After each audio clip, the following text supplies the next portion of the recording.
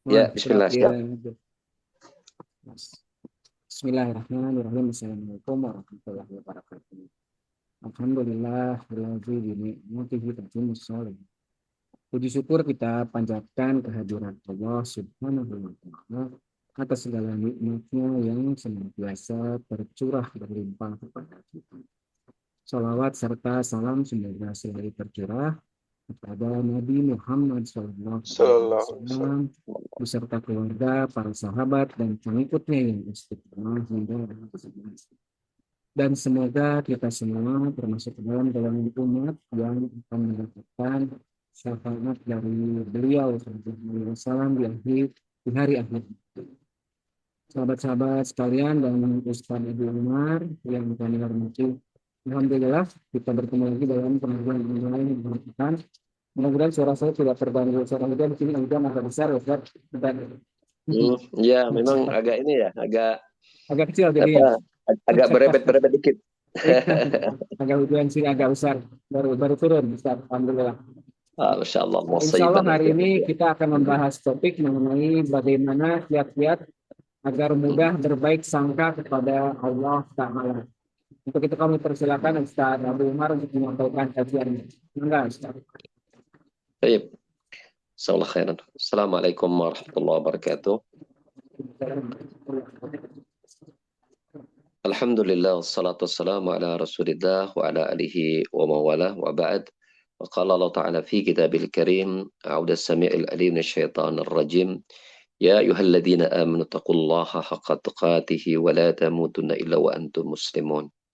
Ya ayuhan nasu taqu rabbakum alladhi khalaqakum min nafsin wahidah wa khalaqa minha zawjaha wa batha minhuma rijalan katsiran wa nisaa'a wattaqullaha alladhi tasaaluna bihi wal arham innallaha kana 'alaikum raqiba. Ya ayyuhalladzina amanu taqullaha wa qulu qawlan sadida yuslih lakum a'malakum wa yaghfir lakum dhunubakum wa may yuti'illaha wa rasulahu faqad faza fawzan 'azima amma ba'd. Ikhwan fillah azanallahu wa iyyakum, pada para bapak-bapak ya, mungkin juga kalau ibu-ibu ada yang ikut ya, kita sapa juga. Yang semoga Allah Subhanahu wa taala merahmati kita semua. Di kesempatan kajian kita di hari ini, kita membahas satu bagian amal hati ya, yang ini sangat tentu sangat-sangat kita butuhkan ya, terutama bagi kita yang ya tadi judulnya juga sudah remakonya gitu ya, remak kolot, remaknya udah jaknya udah berkurang jak teh gitu. Kolot sama puguhnya gitu. Itu materi ini materi yang sangat-sangat mendukung ya berkaitan dengan umur yang Allah berikan kepada kita saat ini, yaitu tentang berbaik sangka kepada Allah Subhanahu wa taala, atau dalam bahasa agamanya itu husnudzon. Husnudzon. Itu husnul itu artinya hasan ya, artinya baik, ya don itu berprasangka ya. Kata husnuzon atau hasan itu merupakan satu rangkaian dari kebaikan-kebaikan. Jadi amalan kebaikan itu banyak. Salah satu amalan kebaikan adalah berbaik sangka kepada Allah Subhanahu wa taala. Maka kapanpun seseorang dalam hatinya ada prasangka baik kepada Allah, maka dia akan dipahalai oleh Allah Subhanahu wa taala. Dan ini masuk dalam kumuman amalan yang Allah Subhanahu wa taala sebutkan di dalam surat Hud ayat 115. Allah taala berfirman, "Fa innallaha la yudhi'u ajral muhsinin." Sesungguhnya Allah tidak akan menyia-nyiakan pahala bagi orang-orang yang berbuat ihsan, yang berbuat baik. Nah, salah satu kebaikan adalah amalan hati, yaitu apa? Berbaik sangka kepada Allah Subhanahu wa taala. Karena Allah Subhanahu wa taala berjanji akan memberikannya pahala, berarti apa? Berbaik sangka ini merupakan amal ketaatan, merupakan ibadah kepada Allah Subhanahu wa taala, ya. Oleh karena itu lawan dari berburuk sangka yaitu suudzon, ya. Suudzon, ya. Maka suudzon tidak dipahalai tapi malah diberikan dosa, ya.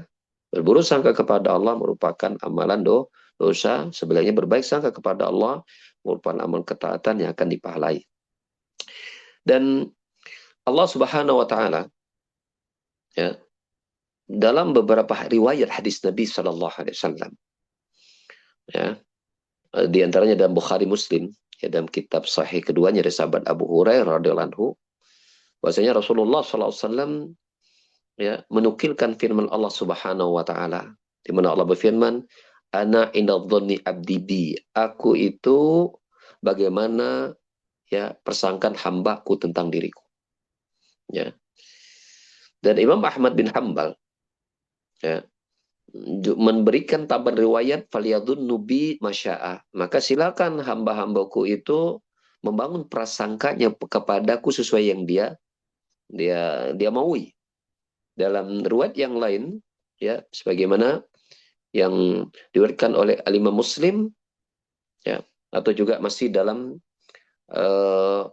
riwayat Imam Ahmad yang lain, ya, Allah juga berfirman, ana inna dhanni abdi bi in dhanna bi khairan falahu wa in dhanna syarran falahu. Aku itu bagaimana persangan hambaku kepadaku, ya, ya, dari hambaku tersebut. Kalau dia berprasangka baik kepadaku, maka kebaikan itu akan kembali kepada dirinya. Dan bila dia berburuk sangka kepadaku, maka keburukan itu juga untuknya. Ya, kerugian berburuk sangka itu akan kembalinya kepada orang tersebut, ya. Dan penekanan kita berbaik sangka kepada Allah itu sangat-sangat ditekankan, ya, terutama ketika seseorang itu akan wafat, akan meninggal. Ya, ini di antara iman yang diuji ketika akan meninggal, yaitu pengujian berbaik sangka kepada Allah Subhanahu wa taala.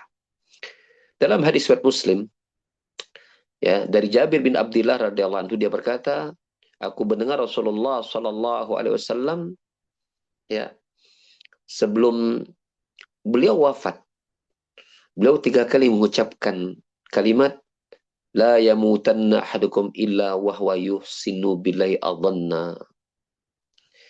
Tidaklah salah seorang kalian wafat kecuali apa? Dalam keadaan dia berprasangka baik kepada Allah Subhanahu wa taala. Ya, tidaklah seseorang itu akan wafat kecuali dalam keadaan apa? Dia berprasangka baik kepada Allah Subhanahu wa taala. Kita baca perkataan Imam Asy-Syafi'i rahimahullah taala tentang berbaik sangka kepada Allah Subhanahu wa taala, ya. Imam Syafi'i berkata, ya, walamma qasa qalbi wadaqat madahibi, ini ketika beliau akan wafat, Imam Syafi'i bersenandung mengucapkan ungkapan yang indah sekali. Beliau berkata, walamma qasa qalbi wadaqat madahibi ja'altu ar-raja'a, ya, minni li'afwika sallama atau sullama ta'adhamani dhanbi falamma qarrantuhu bi'afwik rabbi kana afuka a'zam. Ya. Jadi ketika Imam Syafi'i akan wafat, beliau mengungkapkan kalimat yang indah. Kala hatiku keras dan jalanku sempit, kujadikan harapanku sebagai tangga untuk meraih ampunanmu, ya Rabb. Dosa-dosaku makin membuatku berat, tetapi bila ku bandingkan dengan ampunanmu, ya Rabb, maka ampunanmu itu lebih besar. Ya, maka ampunan itu lebih besar. Maka seberat apapun seorang merasa, dosanya sangat banyak. Dosanya sangat banyak. Tetapi ketika dia akan meninggal, maka Rasulullah SAW, juga para ulama Imam Syafi'i mengajar kepada kita, perbesar baik sangka kita kepada Allah Subhanahu wa taala.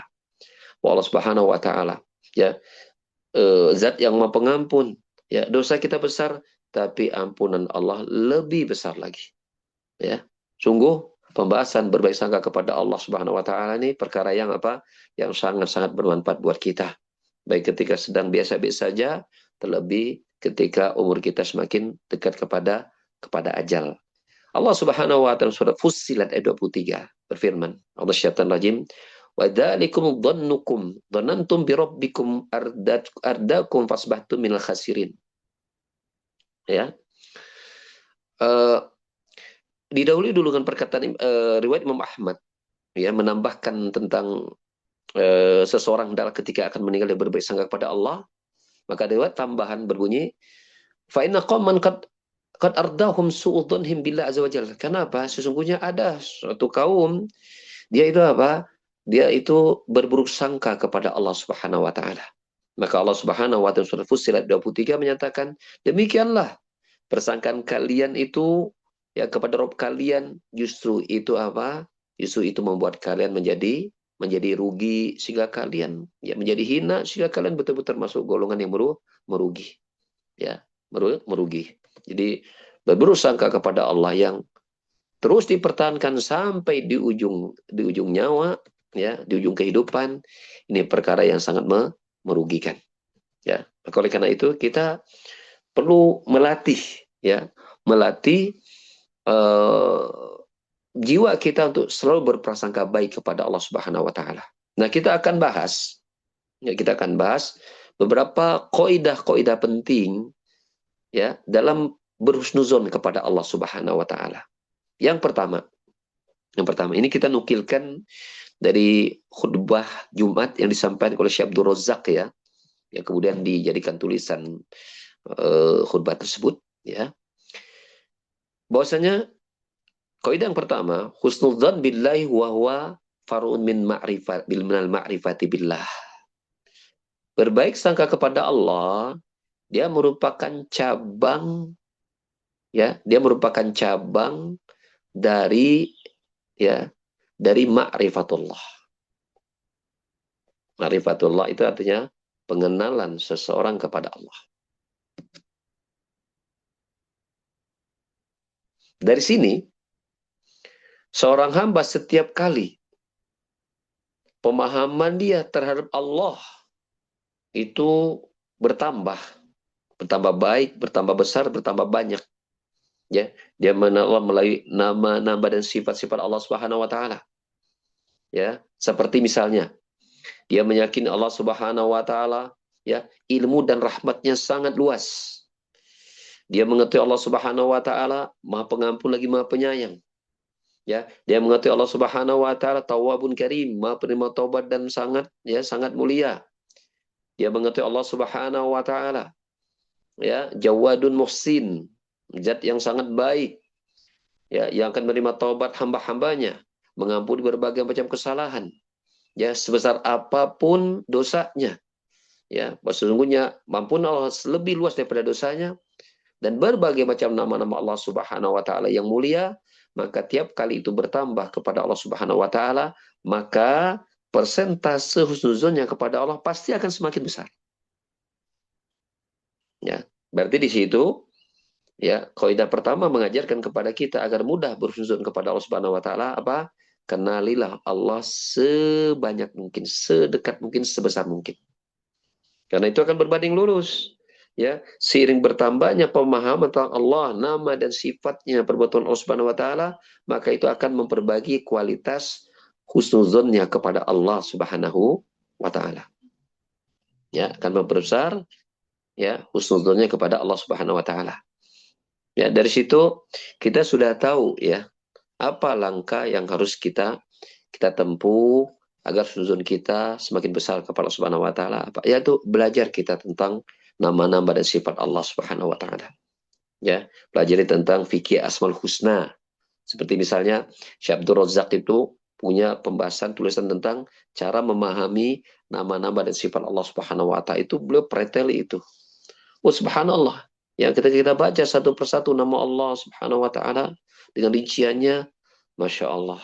Ya, pemahaman kita yang tadinya global berubah menjadi rincian, dan itu betul-betul menambah kekaguman, decak kagum kita kepada Allah Subhanahu wa taala.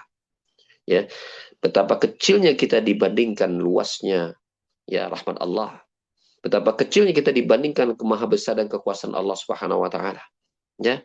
Dan itu akan menghantarkan kepada kita, ya, bahwasanya sebesar apapun dosa kita ini kan kecil manusia, kan. Alam semesta besar, Allah Maha besar. Sebesar apapun dosa kita, dalam pandangan Allah ya pasti kecil. Baik cara fisik kita kecil, dosa kita sebesar apapun ya kecil dalam pandangan Allah Subhanahu wa taala. Nikmat yang kita miliki ini dengan badan kita yang nempel semua pada kita, itu kecil dibanding semua nikmat Allah berikan untuk alam semesta, ya, pada langit dan bumi. Ya, Tidak ada apa-apa, jadi apalagi dibandingkan nikmat surga, nikmat alam kubur dan seterusnya. Ya, maka hampir ya tidak ada alasan untuk kita berburuk sangka kepada Allah Subhanahu Wa Taala setelah kita sedikit demi sedikit bertambah pemahaman kita tentang Allah Subhanahu Wa Taala. Ya, maka teruslah kita belajar tentang Allah Subhanahu Wa Taala, nama dan sifatnya. Semakin itu bertambah, maka akan menambah kualitas husnuzon kita kepada Allah Subhanahu Wa Taala. Kaidah yang kedua, husnuzon billahi ma'dudun fi a'dhamil minan wa ajalil atayah. Berbaik sangka kepada Allah, ya, dia dihitung, ya, atau termasuk pemberian Allah yang paling besar.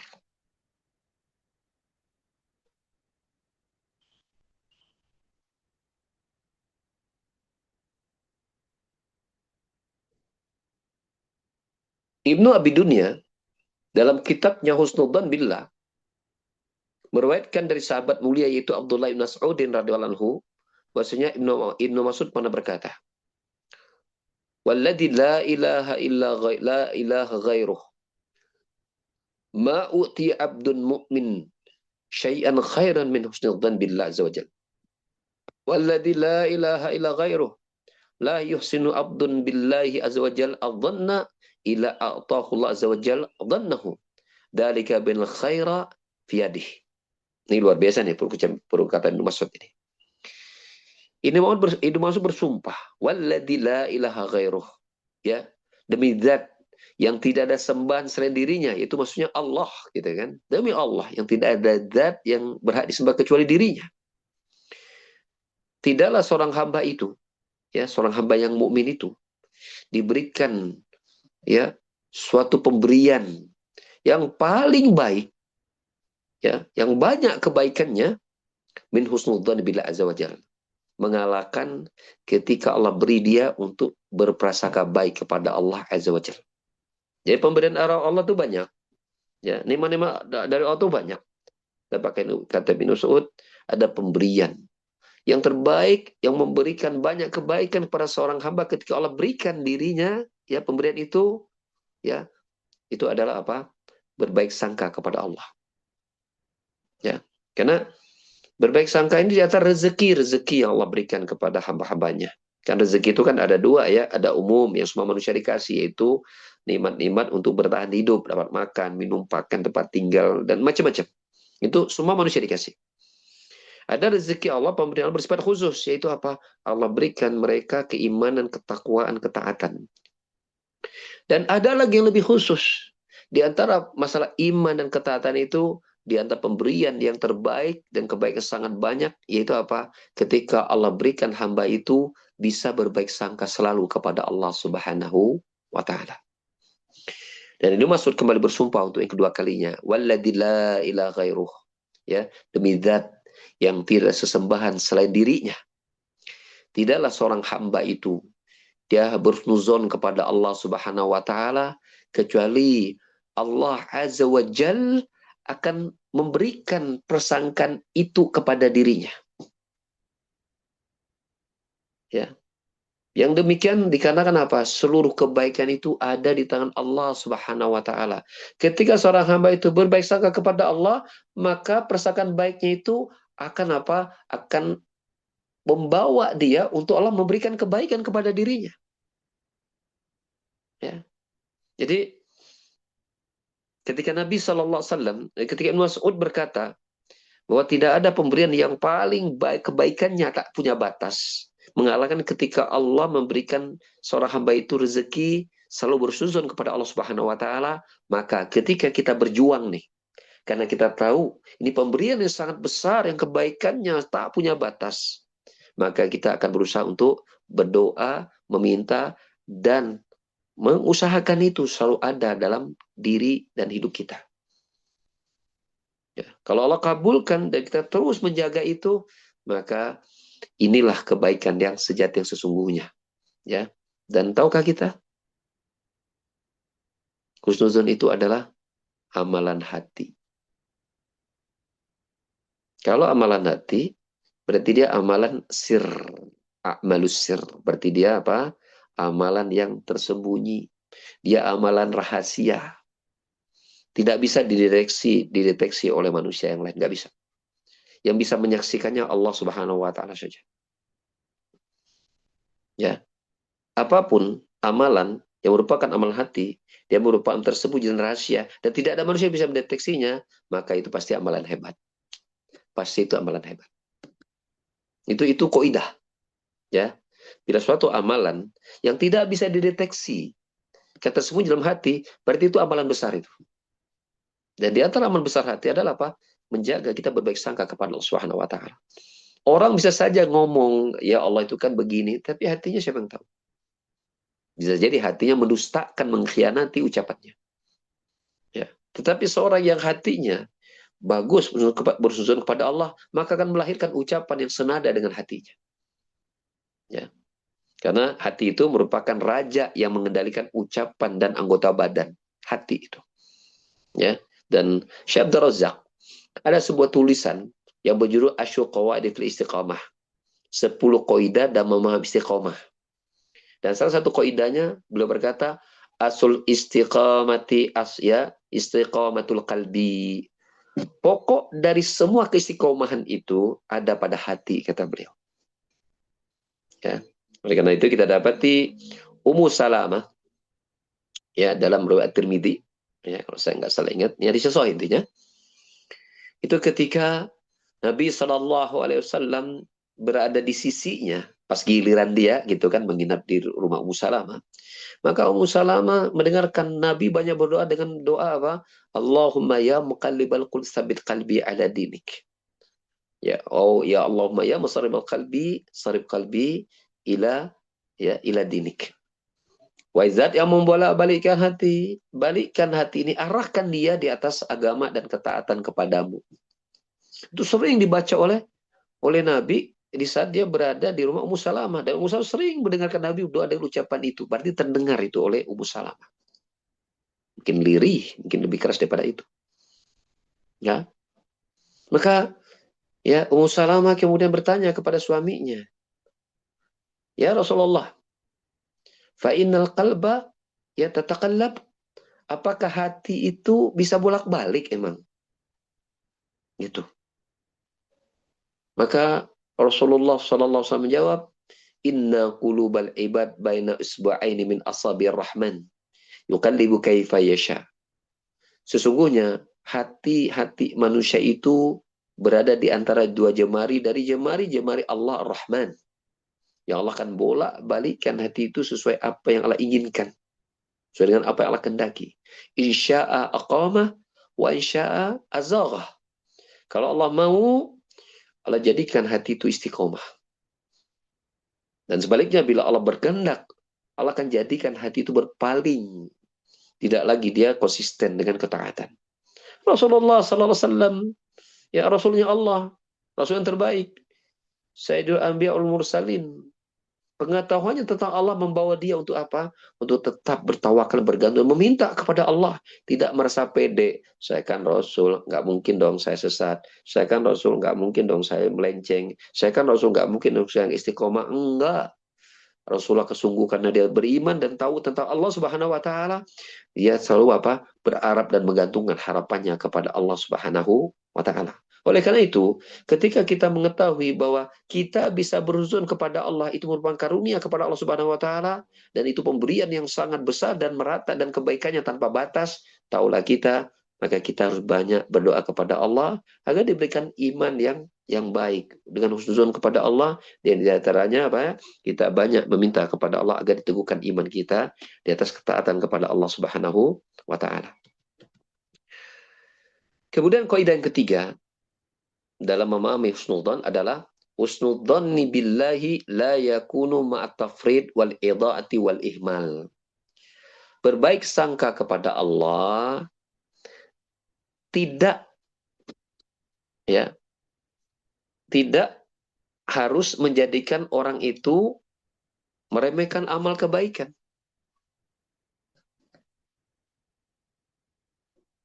dan memperturutkan hawa nafsu.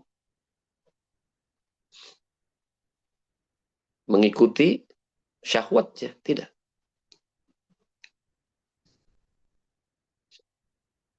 Justru seseorang itu bersujud kepada Allah kalau dia berada dalam ketaatan dulu. Itulah yang benar. Hasan al-Basri rahimahullah ta'ala pernah berkata, innal mu'min ahsanal dhan bi rabbih fa ahsana al-amalah. Wa innal fajira asa'al dhan bi rabbih fa asa'al amalah. Sesungguhnya seorang mukmin itu dia membaguskan sangkanya kepada Rabb-nya dan membaguskan amalnya pula. Sedangkan orang yang fajir, ya orang yang ma'alu maksiat, ya, pelaku keburukan, dia berburuk sangka kepada Rabb-nya dan memburukkan amalnya. Sehingga ya husnuzon itu, kaidah yang ketiga, harus berbanding lurus dengan ketaatan. Ya, kalau orang ketika dia berbuat maksiat, bersujud kepada Allah, justru ini adalah apa? Ini berarti dia apa? Tertipu dengan baik sangkanya. Kan tenang, Allah kan Maha Pengampun, balik yang terus maksiat. Itu namanya maghrur namanya. Maghrur itu apa? Orang yang tertipu, ya. Dan ya kalau bahasa kita, bersujud kepada Allah jadi modus untuk melanggengkan maksiatnya. Ya, seperti itu. Enggak.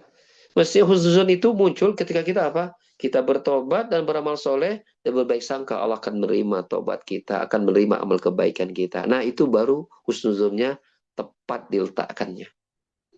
Ya. Maka jangan sampai seorang berhusnuzon jadi melegalkan dan melestarikan apa? Kemaksiatannya. Enggak. Ya, husnuzon yang benar adalah ketika dia bertobat dan melaksanakan amal soleh. Husnuzon inilah ditempatkan di tempat yang benar. Ya, jadi ketika misalnya dia sudah beramal soleh nih misal, dia sudah beramal soleh, tapi kemudian dia ditimpa musibah, ya. Nah, kalau bersuzon, keliru. Misalnya dia mengatakan, ya Allah, kenapa musibah saya masalah kemudian berat-berat amat, pada saya sudah rajin ibadah, gitu kan? Saya sudah melakukan banyak ketaatan, kenapa masalah musibah saya kok besar gitu? Kok silih berganti, nggak tumpang tindih, nggak habis-habis gitu. Nah, itu berarti suzon kan? Nah, keliru. Justru ketika dia sudah berusaha untuk melakukan yang terbaik, kemudian Allah berikan dia ujian, nah di saat itulah dia harus husnuzon kepada Allah. Karena dia sudah berusaha melakukan yang terbaik, kemudian terjadi apa yang tidak disukai, maka dia harus husnuzon kepada Allah Subhanahu wa Ta'ala. Allah Subhanahu wa Ta'ala di dalam surah Al-Baqarah, kita nukilkan dalam kitab yang lain, kitab Qawaid Quraniyah, ya, kaidah-kaidah Al-Quranul Karim. Ya, 50 kaidah dalam Al-Quran kayak Dr. Umar Abdullah Al-Muqbil. Pada kaidah yang kedua dari 50 kaidah Quran, beliau menukilkan satu ayat yang indah surah Al-Baqarah. Itu Allah Ta'ala berfirman, ya, asa an takrahu syai'an wa huwa khairul lakum wa asa an tuhibbu syai'an wa huwa syarrul lakum wallahu ya'lamu wa antum la ta'lamun. Ya, ayat lengkapnya, ya Allah, ya, kutiba alaikumul qitalu, Allah telah mewajibkan kepada kalian perang. Dan perang itu tidak kalian sukai kan? Para sahabat manusia tidak menyukai perang. Ya, karena perang itu berdampak imam mati, atau kalaupun hidup, ya bisa utuh badan, bisa cacat seumur hidup.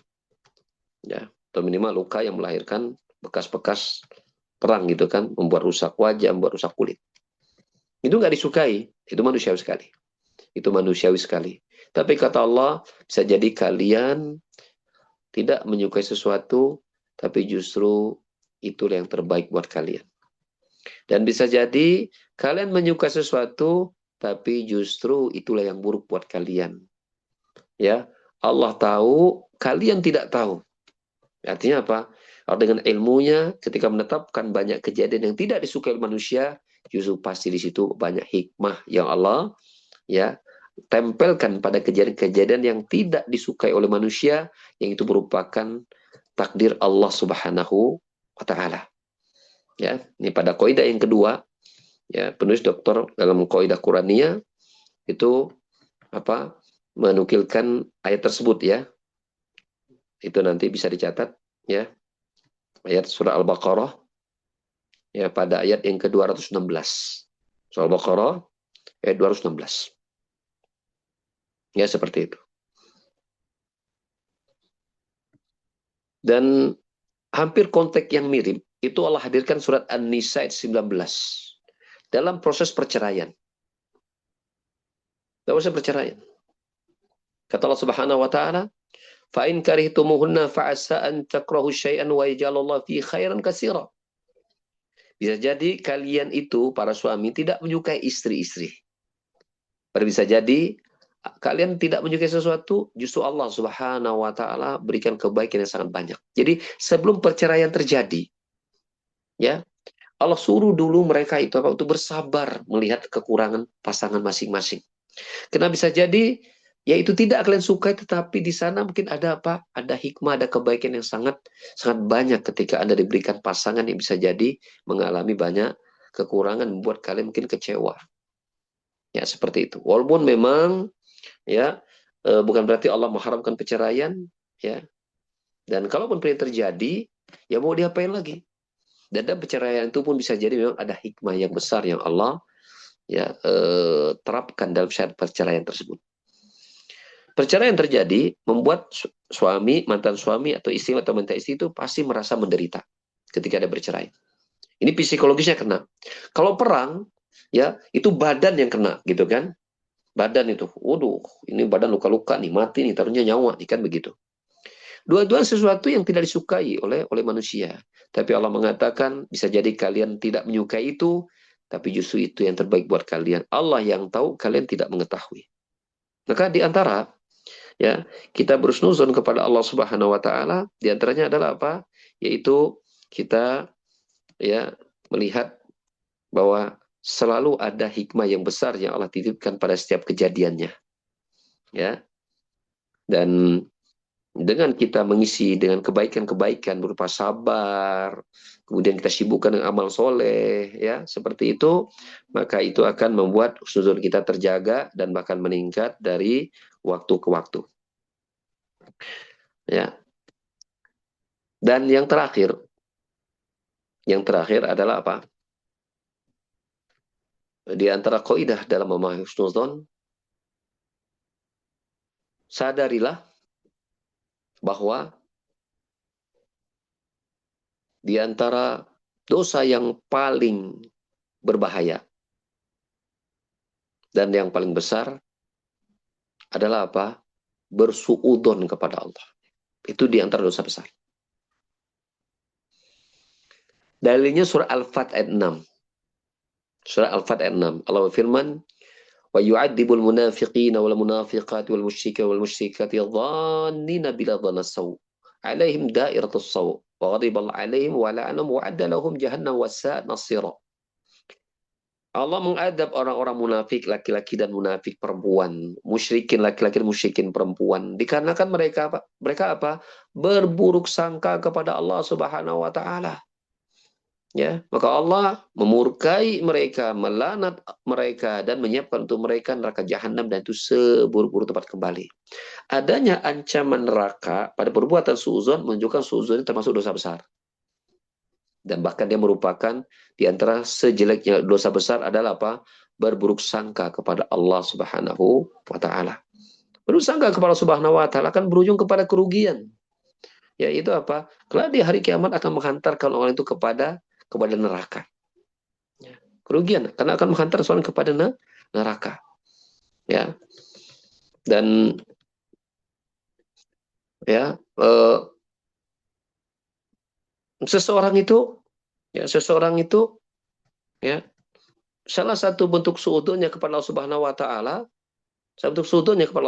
taala, yaitu apa? Ketika dia terus-menerus berbuat maksiat. Jadi bukan kemudian Ntar Allah kan maha pengampun penyayang. Maksiat justru itu bukan husnudon, justru itu suudzon kepada Allah. Dia salah dan menyangkakan Allah bahwa Allah tidak akan menghukum kalau dia terus maksiat. Justru terbalik. Makanya kata Allah Subhanahu wa taala, ya, di dalam surat Fussilat itu, ya, Fussilat ayat 23 itu, "Dzalikum dzannukum la dzannu bi rabbikum ardakum." Ya, demikianlah prasangkaan kalian kepada Rabb kalian, yang itu akan membuat kalian nanti cilaka, merugi. Tadi, mempertahankan kesyirikan, kemaksiatan dengan berbekal Allah Maha Penyayang, Allah Maha Pengampun. Justru itu bukan husnuzon, justru itu suudzon kepada Allah. Kenapa? Karena dia berprasangka tentang Allah pada sisi yang terbalik. Maksudnya ketika dia berbuat dosa, berbuat syirik, melakukan kemaksiatan, mesti yang dia harus hadir apa? Ini kalau saya terus maksiat nih, Allah akan hukum nih. Allah syadidul adab, syadidul iqab, keras adabnya. Dia seolah-olah dia menafikan bahwa Allah itu bisa menghukum dia atas dosa yang dia kerjakan.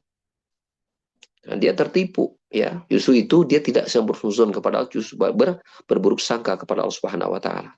Sehingga kaidah yang paling mendasar dan memahami huzon kita kepada Allah Subhanahu wa taala yaitu apa?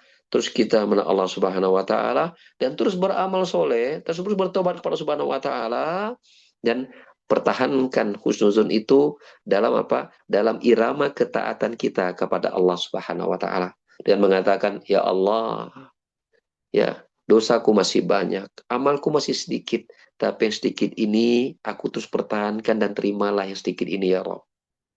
Karena Engkau membesarkan balasan pada amal yang sedikit. Karena Engkau ya Rabb punya nama Asy-Syakur." Jadi di antara nama Allah itu adalah Allah punya nama Asy-Syakur. Itu apa? Maha berterima kasih. Di antara perwujudan dari Allah Maha berterima kasih itu apa? Allah memberikan ganjaran besar bahkan tak terbatas pada amalan yang sedikit. Mau lihat contohnya? Ya, pernah dengar nggak kisah seorang wanita pezina yang beri minum seekor anjing kehausan? Hanya memberi minum seekor anjing.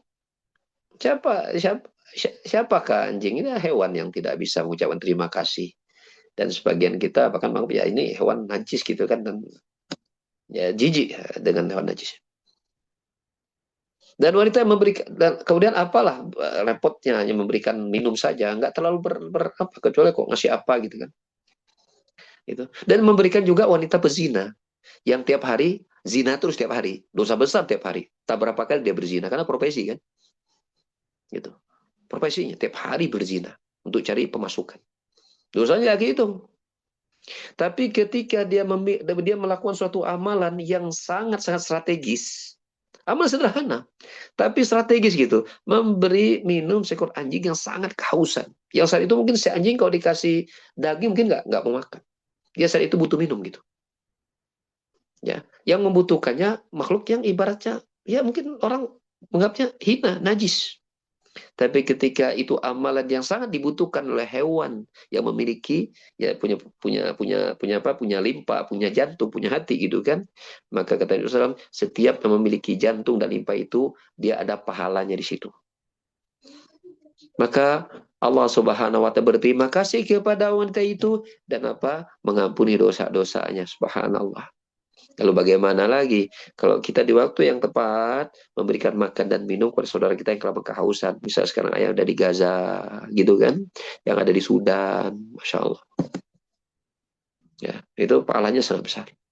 Amalan sedikit, amalan kecil. Ya, itu wanita pezina tiap harinya dosa, melakukan amalan yang simple. Lalu bagaimanakah seseorang yang tiap harinya sholat, tiap harinya zikir, tiap harinya melakukan amal kebaikan? Ya, maka dia lebih pantas lagi untuk Allah berikan ampunan dosa dan Allah maafkan kesalahannya dan apa? Masukkan dia ke dalam surga. Lebih pantas lagi. Ya, artinya kalau kita pakai husnuzon kepada Allah, kalau wanita pezina hanya sedang memberikan air dan hanya kepada seekor anjing saja, Allah berterima kasih kepadanya dan mengampuni dosa-dosanya. Masa, gitu kan? Masa kita yang berusaha untuk sholat, zikir, baca Quran, lalu kemudian kita berhusnuzon kepada Allah Subhanahu Wa Taala, ya kan? Tentu Allah Subhanahu Wa Taala lebih apa? Lebih mudah lagi dan lebih pantas lagi untuk mengampuni dosa-dosa kita. ya, memudahkan urusan kita seperti itu. Ya, maka materi-materi yang seperti ini yaitu sangat-sangat kita butuhkan. Dan tadi saya ingin menyampaikan, ya, bahwasanya husnuzon kepada Allah Subhanahu Wa Taala itu harus semakin kita kuatkan dan menguat di detik-detik, kalau kita nyebutnya last minute lah, last minute ketika kita akan mati, akan meninggal. Itu amalan yang apa? Yang sangat-sangat besar dan sangat kita butuhkan. Dan sejak kita sehat inilah kita melatihnya. Sejak kita diberikan banyak musibah persoalan lah yang membuat kita masih sehat, melatih kita berbaik sangka kepada Allah Subhanahu Wa Taala. Ya, tingkatkan rasa syukur kita, tingkatkan kesabaran kita, ya, dan ini semua akan mengikat, ya, kualitas hati kita untuk senantiasa berbaik sangka kepada Allah Subhanahu Wa Taala. Allah, ya, Allah lah tempat kita memohon, Allah tempat kita bertawakal, Allah lah tempat kita meminta agar Dia Jalla wa Ala, ya, mengabulkan semua doa-doa kita. Karena Allah Azza wa Jalla terus menjaga kita untuk senantiasa taat, ya, memberikan terus rasa rindu untuk kita selalu dekat kepadanya. Dan kita belum kepada Allah untuk Dia jauh dari diri kita, sehingga lisan kita ini dia jauh dari berzikir, sehingga lisan kita ini jauh dari membaca Al-Quran, sehingga lisan kita ini membicarakan hal yang buruk yang tidak Allah ridhoi. Semoga Allah Subhanahu wa Ta'ala tidak meninggalkan kita sekejap mata pun. Ya, Rasulullah SAW mengajarkan kepada kita tiap untuk membaca doa, Allahumma ya hayyu ya qayyum birahmatika astaghis asli sya'ni kul wa la tajla nafsi tarfata ain. Wahai Zat yang maha hidup, yang senantiasa mengurus makhluknya, ya, dengan kasih sayangmu ya Allah, minta pertolongan ya Allah. Perbaiki seluruh urusanku ya Allah, dan jangan kau tinggalkan aku sekejap mata pun ya Allah, jangan ya Allah. Satu detik pun jangan sampai kau tinggalkan aku ya Allah. Jangan sampai kau tidak berikan aku rahmat, jangan sampai kau tidak berikan aku hidayah. Satu detik pun jangan sampai hidayah itu hilang dari diriku ya Allah. Kita minta kepada Allah, satu detik pun jangan sampai kita melupakan Allah Subhanahu Wa Taala. Ya, dengan itu kita bisa melakukan berbagai macam amalan-amalan ketaatan, terlebih pada amalan hati kita. Yang itu akan menjadi roda penggerak kita untuk membaguskan ucapan kita, membaguskan perbuatan anggota badan kita, dan menggerakkan, ya, kesehatan kita, harta kita, keluarga kita, jabatan kita, ya, untuk semakin dekat dengan ridho dan cintanya Allah Azza wa Jalla, ya. Dan semoga Allah Subhanahu Wa Taala kabulkan harapan-harapan kita, ya. Ampuni dosa-dosa kita, tutupi aib-aib kita, ya. Dan semoga Allah Subhanahu Wa Taala menjadikan akhir kehidupan kita akhir yang baik, ya, dan mengumpulkan kita dan semua orang kita cintai di surganya Allah. Amin, Allahumma amin. Barakum jami'an. Saya kembali ke Pak Dedi, ya, sebagai pembawa acara. Barakallahu fikum jami'an. Alhamdulillah. Eh, terima kasih Ustaz. Kajiannya justru jujur ini apa namanya, sesuatu yang jarang saya temukan gitu Ustaz dalam kajian-kajian. Tentunya seperti hal yang kelihatannya bukan sepele itu, mungkin jarang jarang terperhatikan gitu, berbaik sangka kepada Allah gitu, Ustaz. Jadi aplikasinya Allah. seperti apa gitu. Jadi ya alhamdulillah dengan penjelasan dari Ustaz tadi, insya Allah ini akan semakin membuka pertanyaan saya gitu Ustaz, untuk lebih sering lagi berbaik sangka kepada Allah. Oke, izin Ustaz mungkin dari Kang Rasid atau Kang Cika, masih ada yang mau ditanyakan? Enggak, Kang Rasid? Siap. Silakan. Alhamdulillah. Jazakallah khair Ustaz. Oke. Ilmunya sangat bermanfaat buat saya pribadi nih Ustaz. Saya mau tanya nih Ustaz, bukan mungkin kita kan berusaha untuk berbuat memperbaiki diri lah secara setiap hari terus menerus. Sedikit demi sedikit, mungkin ada sebagian orang yang bisa memperbaiki 10, sementara ada orang yang bisa memperbaiki 2 setiap hari, bahkan kadang-kadang 2 setiap minggu, tapi terus berusaha untuk memperbaiki. Nah, mungkin apakah masih pantas kita berprasangka baik? Ya. Ustaz. Baik, barakum jami'an. Jika kita usahanya kurang gitu, merasa usaha kita tidak sebaik teman-teman kita gitu. Ini obatnya, nasihatnya apa Ustaz? Baik, barakallahu fikum jami'an. Disitulah ujian husnuzon kita sedang berlangsung ya, berlangsung.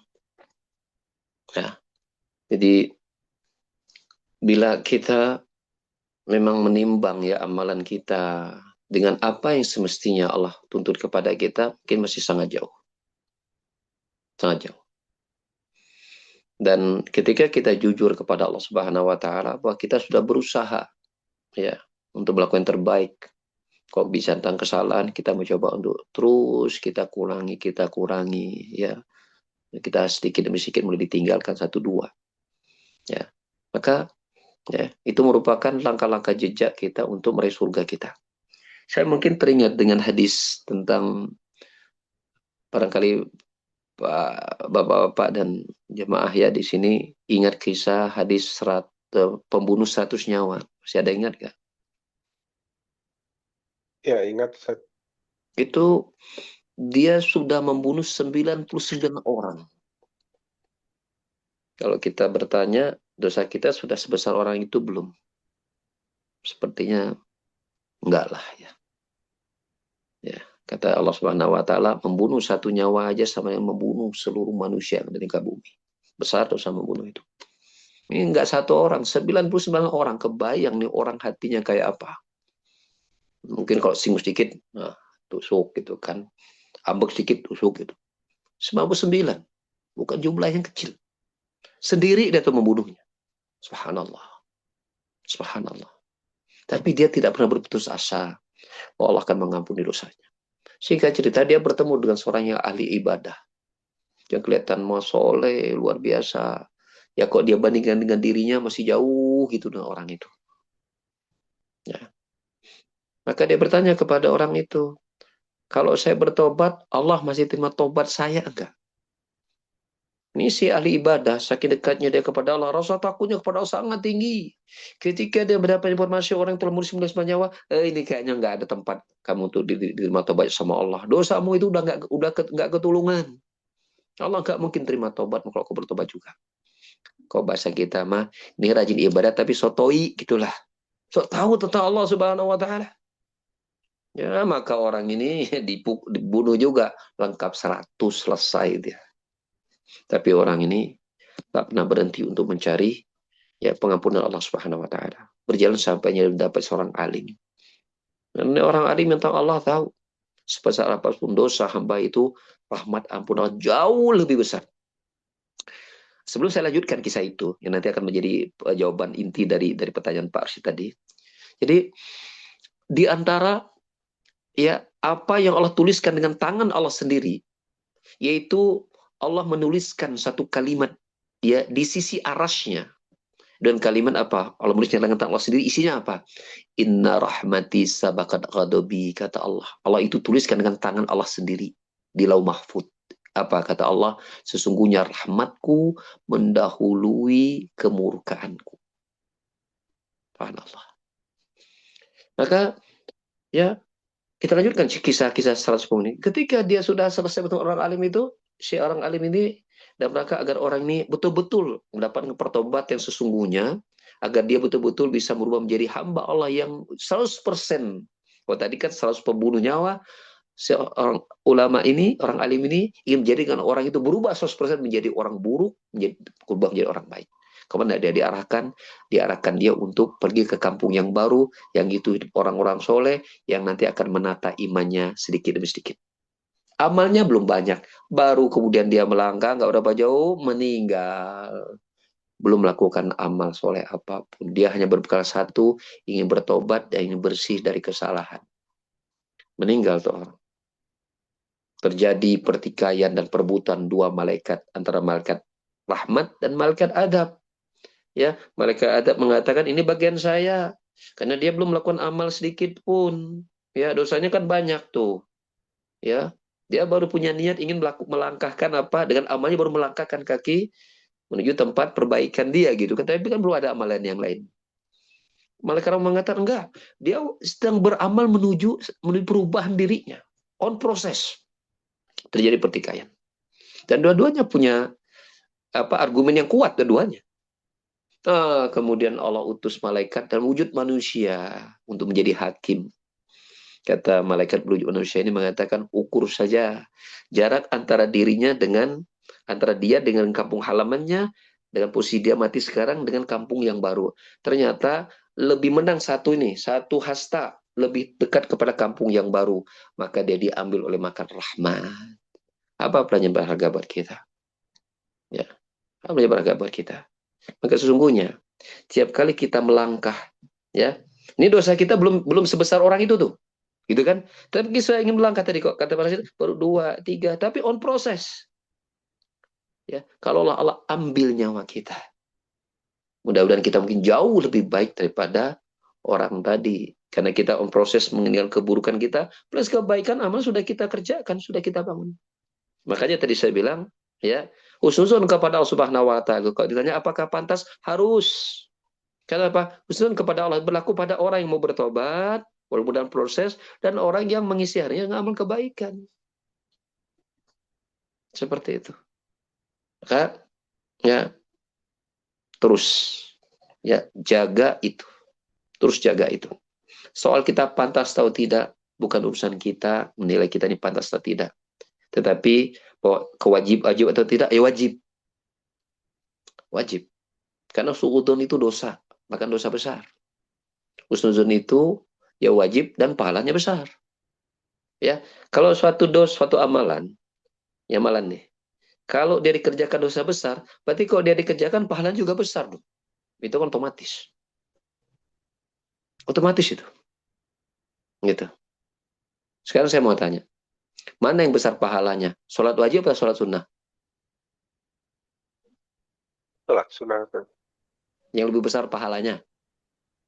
Oh, sholat wajib. Sholat wajib. Sekarang kalau ditinggalkan kedua-duanya, besar mana? Sholat wajib ditinggalkan atau sholat sunnah yang ditinggalkan? Sholat sunnah, Ustaz. Yang lebih besar dosanya? Dosanya kalau ditinggalkan sholat wajib, Ustaz.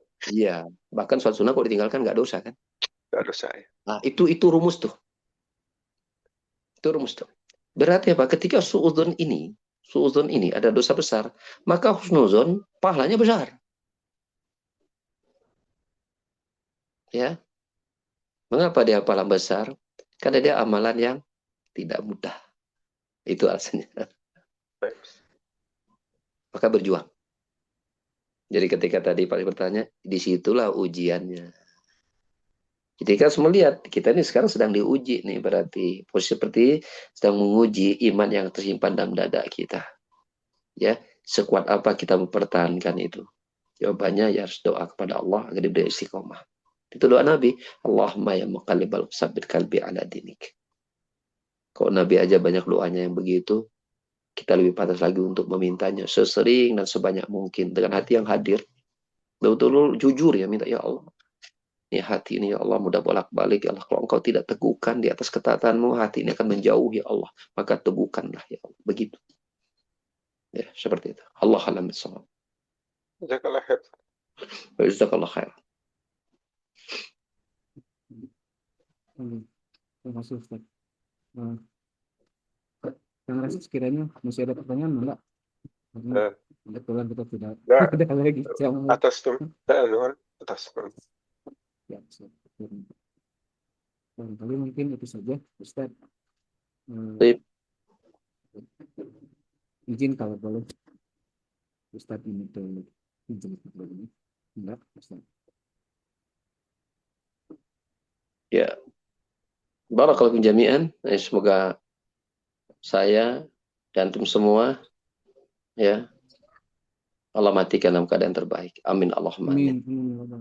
Mengumpulkan kita dan semua orang kita cintai di surganya Allah. Amin Allahumma amin. Melindungi kita dari keburukan dunia sampai keburukan akhirat. Rabbana atina fid hasanah fil akhirati hasanah wa qina adzabannar wa qina adzabannar wa qina adzabannar. Subhanakallah bihamdika asyhadu an la ilaha illa anta astaghfiruka wa atubu ilaik. Jazakumullahu khairan wa jami'an. Wassalamualaikum warahmatullahi wabarakatuh. Waalaikumsalam warahmatullahi wabarakatuh. Turun Ustaz. Jazakumullahu khairan. sahabat-sahabat semua, terima kasih atas waktunya. Matur nuwun juga Ustaz sekali lagi.